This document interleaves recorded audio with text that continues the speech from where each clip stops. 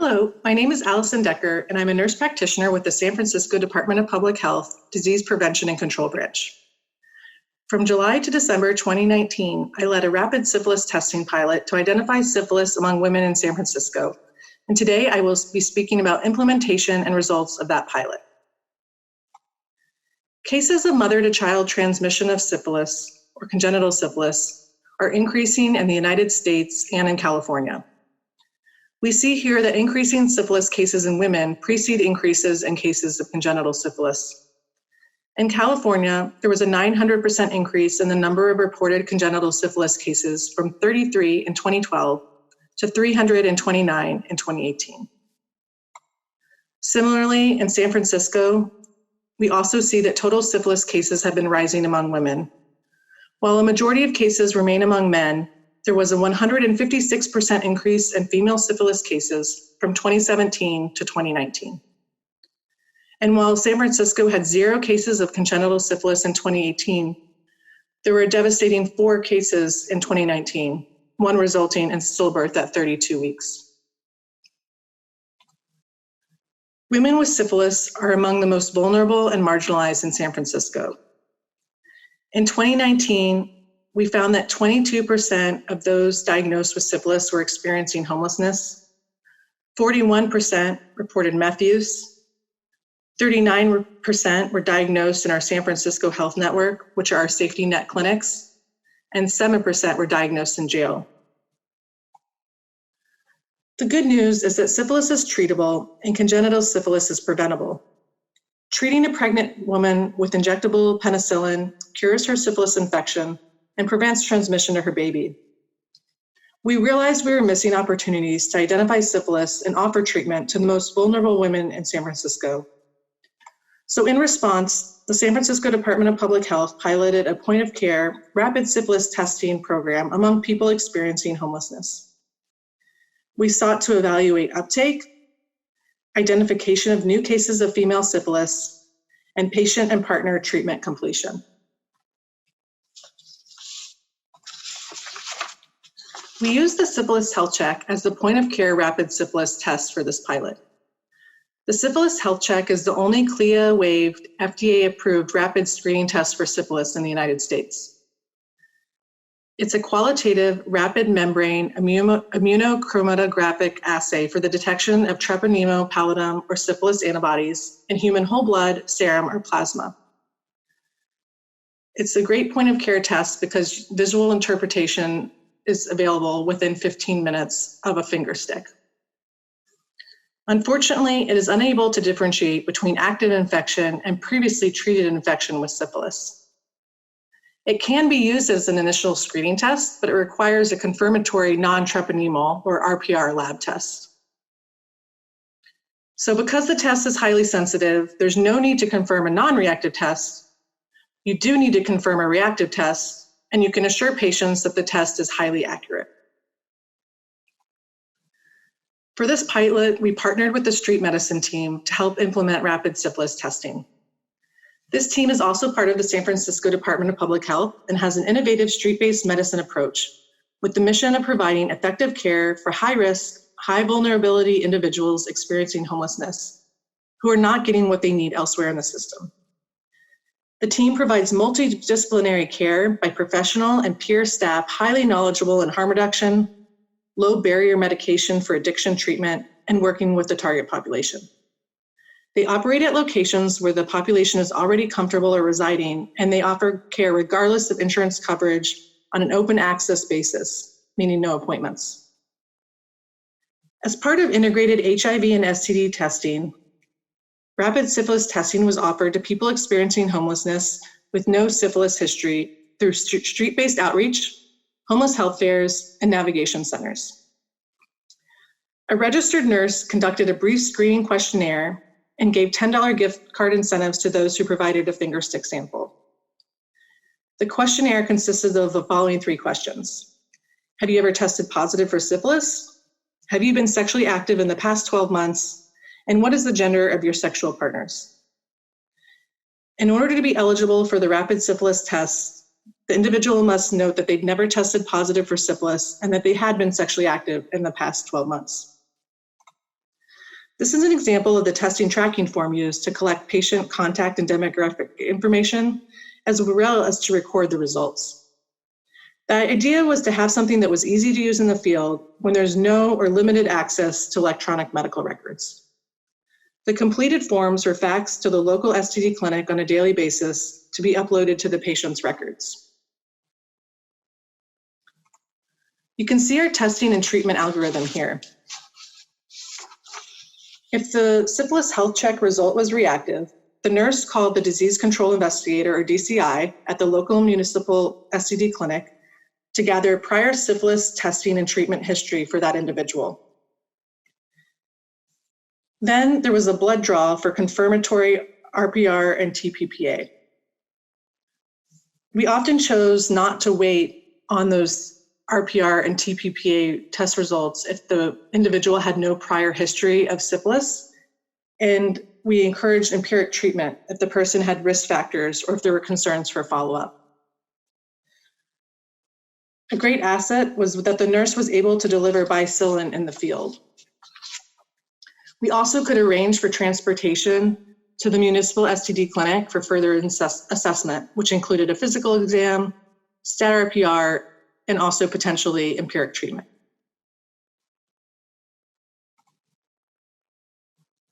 From July to December 2019, 64% of 109 rapid syphilis tests were performed among women experiencing homelessness. 9 of those 70 tests were reactive, 5 of which identified new syphilis cases, 2 primary and secondary, 2 early latent, and 1 late unknown latent.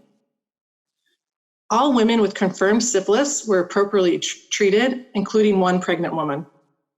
And the median time to treatment was 0 days. So as you can see, we often went with empiric treatment.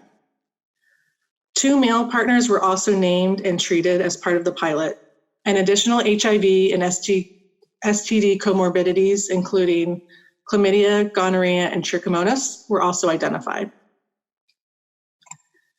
There were challenges to implementing the field-based rapid syphilis testing program.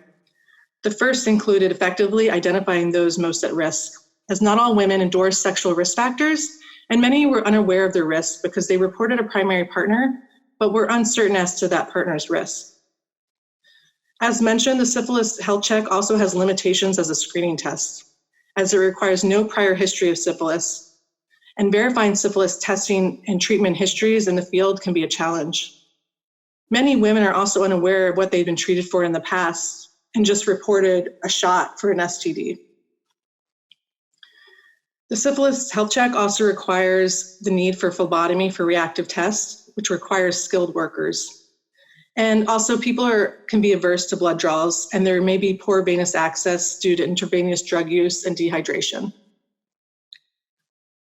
There can be challenges around test interpretation. The manufacturer states that a faint line in the test result portion should be treated as a true positive no matter how faint. But upon confirmatory testing, it turned out that many of these were false positives. So that led to the challenge of whether or not to treat empirically, knowing that you may be risk treating someone for a false positive. So we really had to weigh the risk and benefits of whether there would be the possibility of following up with that person for results disclosure and treatment in the future. There were some things that helped our pilot. One was building our nurses' ability to build relationships with community over time and gain trust. Partnering with nurses or other clinicians who can provide same-day treatment in the field, as mentioned. And then also partnering with a local STD clinic to provide resources and the additional assessment that's needed. And finally, offering the incentives supported rapid syphilis uptake and treatment. In conclusion, point-of-care rapid syphilis testing identified new cases of syphilis among women experiencing homelessness, resulting in timely treatment and 1 averted CS case. Street-based testing identified STDs and HIV among a population who might otherwise not be receiving medical services. You can find my contact information here, and I want to acknowledge the following people. Thank you very much. Hi, my name is Addie Crawley, and I work at the New York City Department of Health and Mental Hygiene in the Bureau of Sexually Transmitted Infections. And I will be talking to you today about quick starting contraception at New York City sexual health clinics in 2019. This is me and my contact information. If you have any questions, feel free to reach out. So nearly half of pregnancies in the U.S. in 2011 were unintended, and sociodemographic disparities persist, with women of color, women who are 24 and under, living below the federal poverty line, all having higher rates of unintended pregnancy. And these populations probably sound familiar because they are similar to the populations that we see with higher STI burden. And to put this in the context of STI clinics, 32.7% of women attending an STI clinic who self-reported not desiring pregnancy had a pregnancy in the year following their clinic visit. And 15 to 40% of STI clinic patients have an unmet contraceptive need, highlighting the potentially important role STI clinics could play as an option for meeting these contraceptive needs. So the quick start method is starting contraception on any day during the menstrual cycle, so the patient can start the method same day in clinic, making it an ideal start method for a walk-in setting as compared to the conventional start where the contraceptive method is started on the first day of menses. Potential advantages of quick start include that it could reduce the time during which a patient is at risk of pregnancy, and it can also reduce costs and barriers because the patient doesn't need to return to clinic multiple times in order to have their contraceptive needs met. And in clinics where conventional start and quick start are both offered, quick start is a preferred approach for patients. And in one STI clinic setting, offering quick start with counseling showed improved levels of linkage to primary care providers and a higher use of effective contraception at 4 months after initiation. In New York City sexual health clinics, emergency contraception has been offered since 2003, free of charge and on a walk-in basis. Almost 1/3 of our patients at risk of pregnancy have an unmet contraceptive need. And in order to meet the sexual health needs of this population, we piloted a Quick Start program in 2016. And in 2018, Quick Start was rolled out to all 8 SHC. And I want to make a note that these are patients who are coming into our clinic for STI, routine STI care, being opportunistically offered Quick Start. So in order to be eligible for Quick Start, you have to be assigned female at birth, age 12 to 52, no history of hysterectomy or surgical sterilization, receive a clinician visit, not currently pregnant, and do not desire pregnancy. For patients meeting all of these eligibility criteria, you are screened for interest in Quick Start by the clinician. And for interested patients, contraception counseling is provided by the clinician. And for medically eligible patients, 3 months of coverage is provided with contraception injections, combined oral contraception pills, vaginal rings, or the contraceptive patches. A home urine pregnancy test is also provided, and the patient is instructed to take the test 2 to 3 weeks after their visit in order to ensure that they are not pregnant.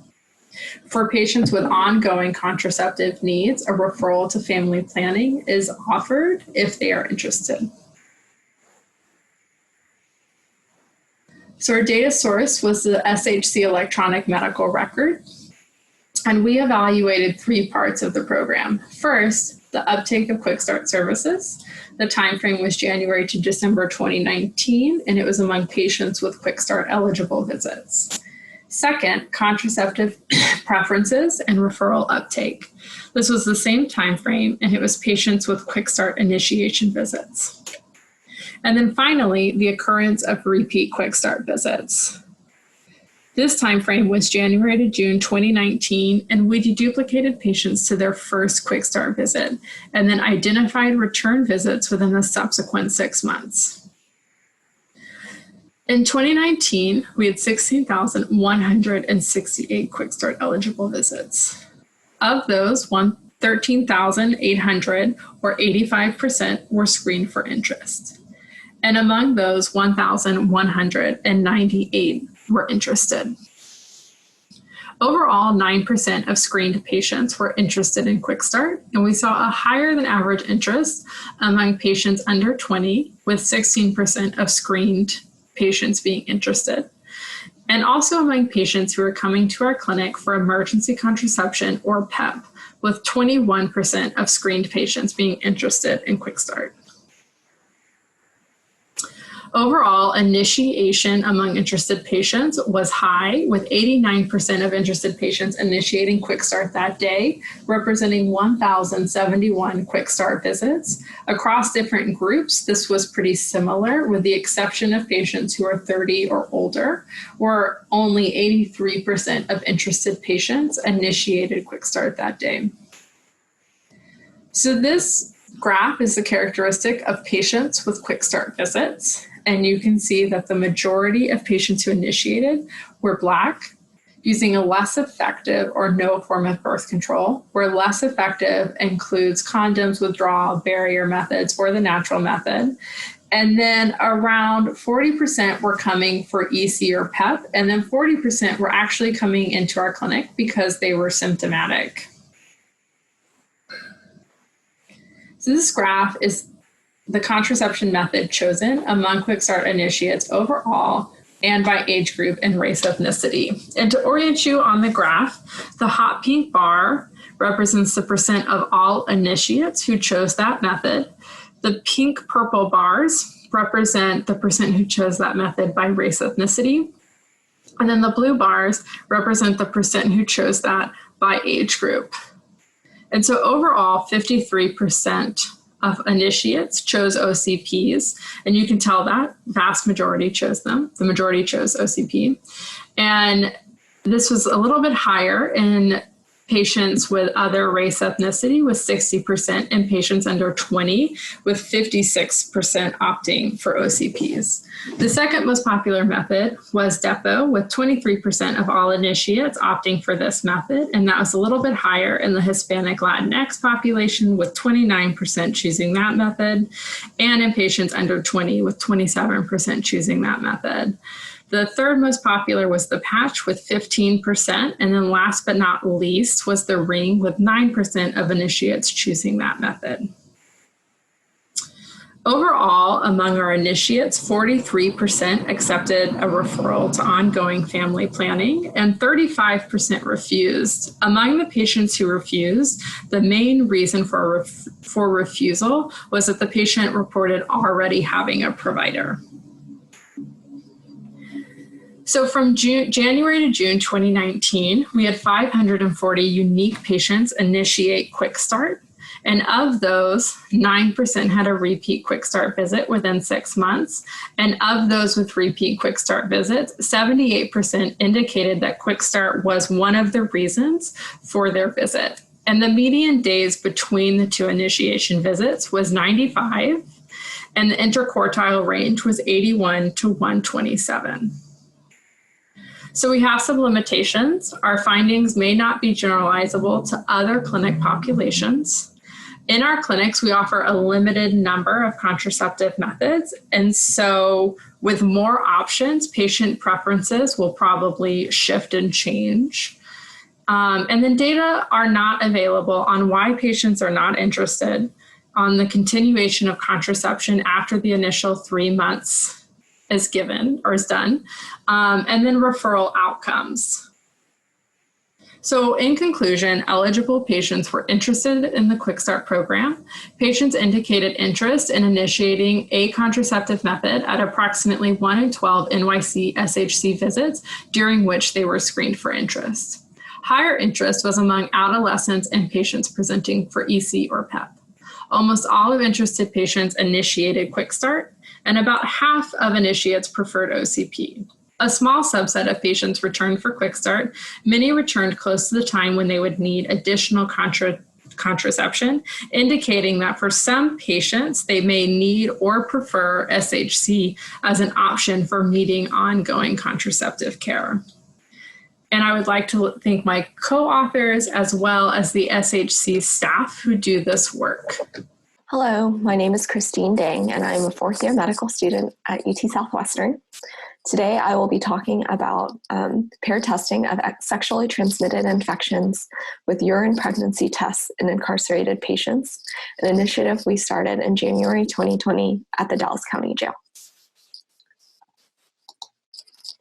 So since I'll be giving this talk virtually, here are photos of the members of our research team, Doctors Julie Powell and Ongna Jowan, two physicians at the Dallas County Jail and UT Southwestern, both of whom helped put this idea into action. So as far as what I'll be covering today, I'll start off by going over some background information regarding healthcare in the correctional setting and current guidelines regarding STI screening before diving into the meat of our project. So just to give a bit of background on healthcare in the jail system, inmates are more likely to experience chronic medical issues, and though access to medical care is mandated while in jail, there's in many cases little engagement following release. Their limited access to healthcare underscores why more widespread STI screening is needed in county jails. So previous studies analyzing universal screening in county jails have demonstrated large increases in detection of gonorrhea and chlamydia. So this graph is from one landmark study by Pathella and colleagues where universal screening of gonorrhea and chlamydia was implemented in male inmates in the New York City County Jail. So on the y-axis, you can see the number of cases, and the x-axis, the different settings where testing was performed. So the white bar represents the number of cases in 2004, the black 2005, and gray 2006. So once universal screening in New York City County jails was implemented in 2005, the study found a large increase of 1,636% in chlamydia cases, while rates of chlamydia remain steady in other healthcare settings. So on this slide, we have a graph very similar to the previous slide with a y-axis showing number of cases and x-axis with the different settings where testing was performed. This graph instead depicts the number of cases of gonorrhea, with this study finding an increase of 885% of gonorrhea cases in adult jails where universal testing was performed.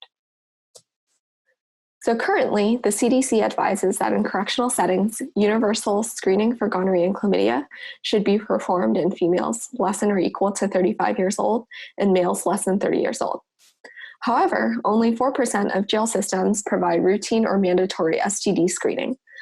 The obstacle is often due to competing priorities in the jail, for instance, choosing to allocate resources into security rather than health. Furthermore, implementing mandatory testing can be quite challenging, as this requires training of staff members and restructuring of the workflow of healthcare administration. So in this quality improvement project, we sought to bridge this gap by pairing gonorrhea and chlamydia screening with routine urine pregnancy tests to ease integration into our workflow. So by doing this, we aim to assess if paired testing would, 1, result in completion of more STI tests than in the preceding year. 2, identify a higher number of positive gonorrhea and chlamydia tests than the previous testing approach. And 3, identify risk factors to inform more efficient screening methods in the future. So this study took place in the Dallas County Jail, the 8th largest jail in the United States, with a daily census averaging 6,301 inmates, approximately 1/5 of which are female. So starting January 2020, we implemented pair testing in females less than or equal to 50 years old, collecting and analyzing data from January to February 2020. We also collected baseline data from October to December 2019, the 3 months preceding the intervention, in order to compare the number of tests collected and positive tests obtained. So data was also collected in males who as a group did not receive universal screening and were tested only if they had symptoms concerning of an STI. So variables we looked at included gender, race, age, gonorrhea and chlamydia test results, as well as time to results. So for those with positive tests, we reviewed their charts manually to determine whether or not they received treatment, and if they did, the time it took for them to receive treatment.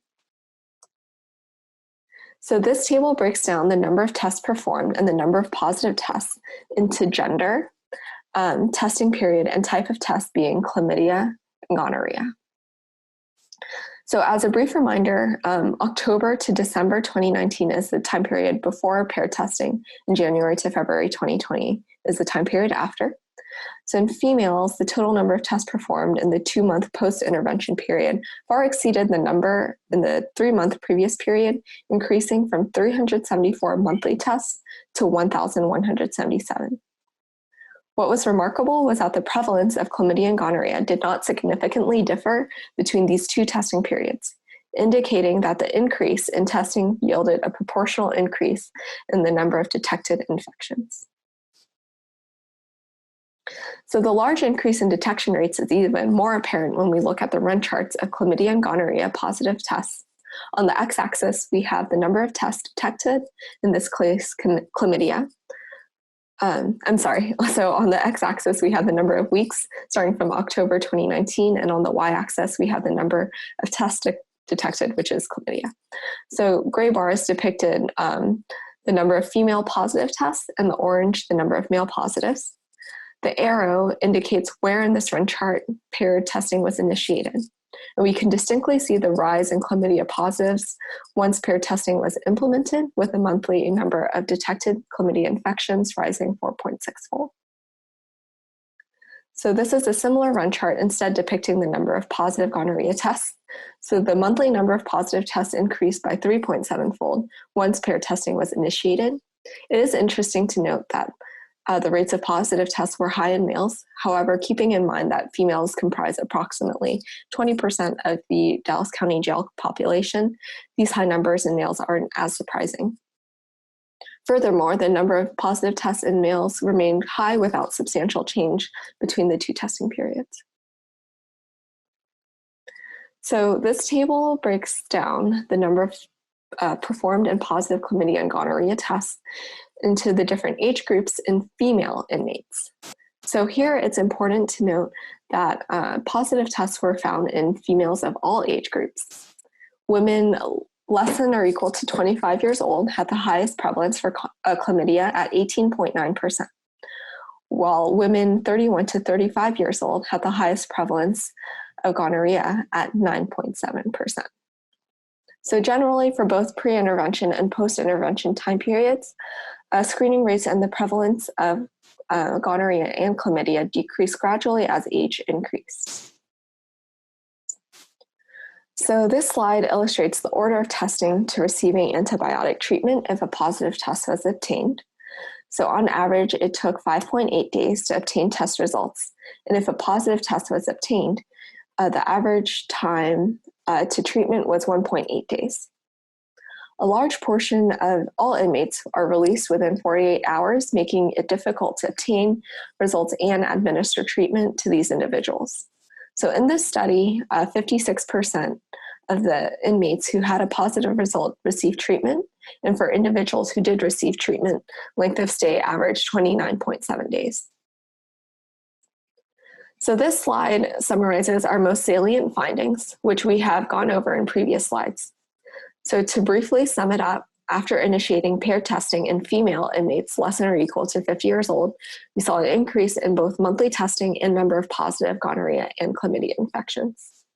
The overall prevalence was substantially greater than that of females nationwide, and there was an inverse relationship in STI prevalence with age.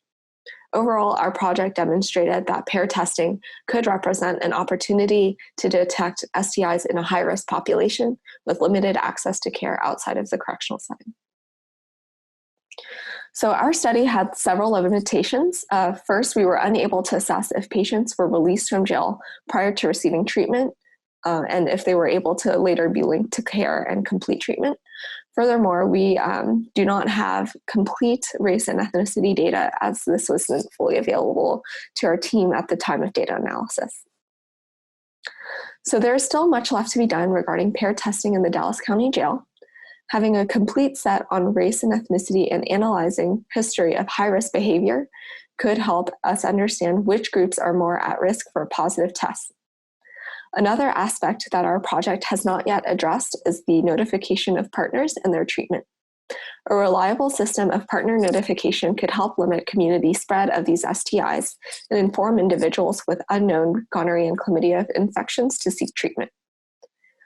We have yet to fully analyze the data from March 2020 onwards, and it would be interesting to see whether or not the high prevalence of gonorrhea and chlamydia persisted in subsequent months, and to see whether our treatment rates improved. As this is a quality improvement project, it is iterative by nature, meaning that over time we anticipate expediting treatment within the jail and improving coordination in the health department to increase treatment rates moving forward. So to conclude this talk, I'd like to thank several individuals without whom this project would have been impossible. A huge thanks to Dina, who helped compile the data for analysis, Diane Uri, the medical director of the Dallas County Jail, who believed in this project's potential and helped navigate and troubleshoot the daily issues. Lastly, I'd like to thank the nurses at Dallas County Jail who helped collect and send out specimens as part of this initiative. So this concludes my talk for today, and I'll be more than happy to answer any questions at our live Q&A session, September 22nd from 3 to 3:30 p.m. Thank you. Hi, I'm Harlan Roplad with the LA County Department of Public Health, Division of HIV and STD Programs. I'm here to present No Place Like Home, the I Know program and the rewards of home STD testing. My co-author is Deborah Calabresi, president of Entonic Incorporated. In terms of disclosures, I have no personal financial interest in anything I'll be presenting. The LA County I Know program could possibly save some costs if other jurisdictions join the program. As president of Entonic, Deborah has a direct commercial interest in the use of Entonic's home testing platform, which I'll be talking about.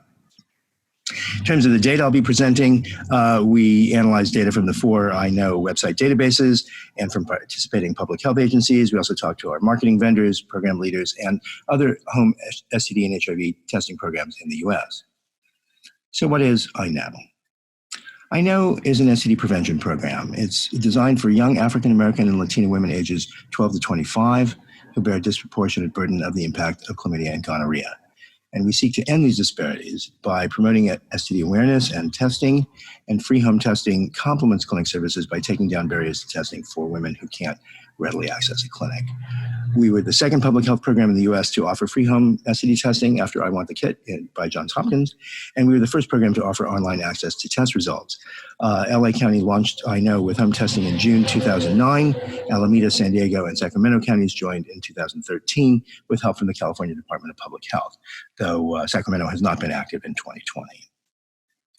So when you go to don'tthinkno.org, which is the URL for the website, you see the portal page with the map of California showing the participating counties on the left. To get to the county you want, you just click on the map or you enter your zip code. Each county keeps its own website and database, but we share program branding and we share a lot of the program content. And when you get a kit, that's what's inside. There's an Aptima Combo 2 vaginal swab and collection tube. There's a scannable lab slip. There's an instructions brochure, and there's a baggie and a postage paid envelope to send the specimen back to the lab. So it basically works like this. The client orders the kit online or by phone. It goes to the server. We then send out the kit to the client. The client takes the test at her convenience. She uses the envelope provided to send the specimen back to the lab. The lab tests the specimen. They send the results to the I Know program. We put it up on the server, and the server immediately contacts the client with an email or text telling her results are ready. She selects which method when she orders the kit. And then when she's ready, she goes online and sees her results. And if she's positive, there's further instructions about how to get treated. So that's how the program works, but does it work? What are the rewards of home STD testing? Well, the first reward is it's not just accepted, it's popular among our priority clients. In the first decade of operation, I Know sent out over 11,800 kits. There was high use by African American and Latino women. It varied by county, but it was 41 to 76%. About half the orders led to testable specimen being sent back to the lab. And pretty much the more people knew about the program, the more they were interested in using it. That happened at the very beginning. We had an ad campaign when we started in LA County. It lasted about 12 weeks. And during that time, we had average orders per week of 153. But after the ad campaign ended, it went down to about 30 orders per week. And we saw this last year as well. San Diego County had this great social media ad campaign in the first half of 2019. They had a great click-through rate. They really increased the visits to the Order Now page. Orders themselves were up over 50%. So again, when people hear about the program, they're really interested in using it. The second reward is home testing finds cases. Positivity rates varied by county, but overall they were 8.2% for chlamydia and 1.1% for gonorrhea. And that's a lot higher than comparable rates at Sentinel Family Planning Clinics in LA when we started the program in 2009. Those rates were just 4.8% for chlamydia and 0.7% for gonorrhea. Our overall positive rate was just under 9%, and a few counties actually got up to 10 or 11%, which is kind of getting into STD clinic and juvenile hall territory. So I know clients are not the worried well. They are people who need to get tested. And most positives got treated. In LA County, we confirmed treatment for 84% of all positive clients who ordered online or by phone. The third reward is you can turn any outreach into a testing opportunity. We did this in LA County. We provided inexpensive tablets to a small handful of outreach workers so they can enroll people into the program from anywhere. And then the clients could get tested on the spot in a nearby bathroom, where they could go home and get tested whenever they wanted. We distributed nearly 3,000 kits this way. We had high positivity of 9.2% chlamydia, 1.9% gonorrhea. We did have a lower treatment confirmation rate, but these were really high-risk clients. So I think you could see this as the glass being about 2/3 full. And the fourth reward is the program could save you money. In 2018, Laura Kowaleski found a average cost per positive in the 3 counties that the state has been supporting, and I know, of $304. And that's less than 1/4, about $1,250 at California Title X clinics. Now, when we started the program, back in 2010, Tom Gift at CDC did a preliminary cost effectiveness analysis and got a kind of different picture. And he found, cost per positive being about 50% higher than those at clinics. But that was keeping an 8.8% positivity rate constant. And the actual positivity rate at clinics is really less than that, which can explain why those costs were higher. The per positive costs at clinics were higher in the Kowaleski analysis. We could probably use more studies, but the California analysis does suggest that once established, home STD testing can be very cost efficient. So if home testing for STDs is so accepted and it's effective and it's at least potentially economical, why aren't all public health agencies using it? Well, that's a good question, especially since the benefits to clients are really very extensive. Home testing can drastically lower costs to clients, and cost is not just money. It certainly includes money like time you have to take off work or transportation. It's also your time, it's your hassle, it's the stigma that you perceive about going to the clinic. And those are all really important barriers to testing, especially for asymptomatic diseases. You can also get a home test kit directly from the ad. You can click on an ad and then get sent the kit. You can't do that with a clinic. You still have to go to the clinic. And during a pandemic, I think we've all seen the benefits of home testing in terms of reducing opportunities for transmission, for COVID, and sparing strapped healthcare resources. There's also a profusion of new tests that can use a home assay, home collection, STD assays that can use a home collection specimen from chlamydia and gonorrhea, and many anatomical sites, both dried blood spot and oral for HIV, and syphilis, and many other STDs as well. So where is I now going in this exciting new environment? Well, we're going to a new platform. This is a platform that Entonic developed for Get Tested Colorado. It's very secure, and that's important. In LA County, we've actually been hampered since 2015 to only being able to use phone orders because we wanted to get a really secure hosting environment, and this platform is going to fill that bill for our IS folks. We're going to expand our ability to have full control over data and using real-time data tools. And we're going to immediately be able to add more services, including HIV testing and condom delivery, to enroll clinic positives so they can get a home test kit for 3-month retesting, and to have a lot better communications and interaction with clients. But the real potential, the real opportunity and power of this platform is it can really expand what home testing can do. It can add home testing to any existing program or campaign. It can deliver multiple types of tests together, so you can have cross-silo testing with STDs, and then also COVID when that home test is available. And other jurisdictions can join this platform, and it's customizable to meet all of their needs. It can take separate labs, it can handle multiple populations, different populations, and multiple options for testing. There's other home testing programs in the U.S. That are also can accept other jurisdictions. I Want the Kit in Baltimore, Take Me Home, and I think there's exciting time in terms of different models being available. CDC and NCSD can also help do things at the federal level, make a clearinghouse of programs so we can all know what people are doing on this, providing guidance to laboratories for assays that still require lab studies, helping local jurisdictions pool their resources to be able to provide home testing, and to sort of explore some of these policy issues, including cost effectiveness. So there's some of our lovely promotions over the years. And I'd like to thank you for watching, and thanks to Laura Kofaleski and Tara Beeston for tremendous help with this presentation. Please contact myself or Deborah Calabresi if you have any questions, and remember, there's no place like home. Public health detailing as a promising strategy to address congenital syphilis in Los Angeles County. I have nothing to disclose. This graph includes the number of reported women with syphilis in light blue, the number of reported pregnant syphilis cases in dark blue, and the number of reported congenital syphilis cases per year in orange. In Los Angeles County, between 2012 and 2018, cases of females and pregnant females with syphilis increased by 435% and 464% respectively. Tragically, congenital syphilis cases increased 800%, even though syphilis during pregnancy can be easily diagnosed, and congenital syphilis is completely preventable with adequate screening and timely treatment. Given the increase in congenital syphilis cases, Los Angeles County Department of Public Health adopted more rigorous screening syphilis guidelines to include universal third trimester screening and screening at delivery. The Los Angeles County Department of Public Health implemented a public health detailing campaign to raise provider awareness about the trends in syphilis in women and disseminate key messages. Public health detailing is modeled after a pharmaceutical sales approach.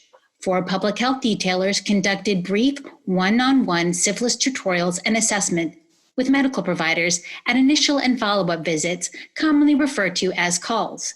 The campaign began in May of 2018 and ran for 8 weeks.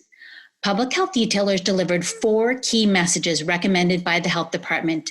Screen all women of reproductive age for syphilis at least once. Screen all pregnant women for syphilis during their first trimester or at their initial prenatal visit. Rescreen pregnant women for syphilis early in the 3rd trimester, 28 to 32 weeks, and again at delivery. And stage syphilis correctly in order to treat syphilis correctly. A Syphilis in Women Action Toolkit was developed as a way to package educational materials around screening for and treating syphilis.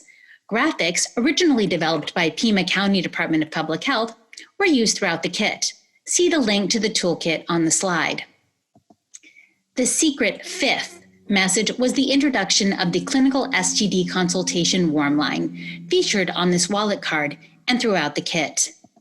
The kit also included a pocket card with tips on taking a sexual history and an easy-to-read documents on syphilis screening, traditional versus the reverse sequence syphilis serologic screening algorithm, syphilis staging, and treatment.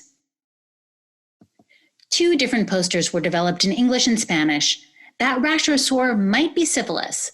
Syphilis and other STDs are on the rise in Los Angeles County. Get facts, get tested, get cured. With a male-bodied individual with a sore and a pregnant female-bodied individual with a sore, and dots indicating that the baby could be infected. And it's their health too. Syphilis and other STDs can harm your baby. Get facts, get tested, get cured with the same pregnant female-bodied individual. Additional materials included wallet-sized accordion folded brochures in English and Spanish for office distribution. 1-page FAQs on syphilis and congenital syphilis in English and Spanish and Mandarin that can be printed out using a regular printer and are also available in the Health Education Materials Library on the Los Angeles County Department of Public Health webpage. Office resources included a mandatory STD reporting form, a reportable disease and conditions form, a sample STD confidentiality morbidity reporting form, and the California STD HIV screening and treatment recommendations in pregnancy. A map of the 11 DPH STD clinics was included so providers could identify the nearest clinic for patient referral. A key leave behind, this ballpoint pen was very popular with providers and staff, allowing them to click through key campaign messages such as screen pregnant women 3 times and questions, call 213-368-7441. The following providers were identified for detailing: providers who diagnosed a case of syphilis in the mother of a baby born with congenital syphilis, providers who diagnosed syphilis in a female of childbearing age, and providers in the Medi-Cal Comprehensive Perinatal Services Program. Providers completed an assessment at the initial and follow-up visits, which captured demographic information, knowledge of syphilis trends and screening guidelines, the number of providers who were properly screening pregnant patients early in the 3rd trimester between 20 and 32 weeks, and whether providers were offering benzathine penicillin G treatment in the office or clinic or were referring patients out for treatment. During the visits, detailers also captured qualitative data. There were 798 total visits with providers, broken down as 432 initial visits and 366 follow-up visits. In terms of provider demographics, 55 reported being medical doctors or doctors of osteopathic medicine, 27% were nurse practitioners, 14% were physician's assistants, 3% were certified nurse midwives, and 1% were registered nurses or licensed practical nurses. From baseline to follow-up, there was a notable increase in providers self-reporting moderate to high knowledge of syphilis trends, 46% versus 82%, and an increase in providers self-reporting moderate to high knowledge of syphilis screening guidelines, 52% versus 94%.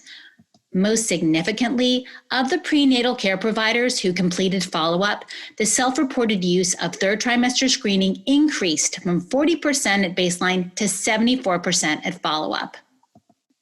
The greatest advantage of public health detailing is the ability to chronicle and change provider practices.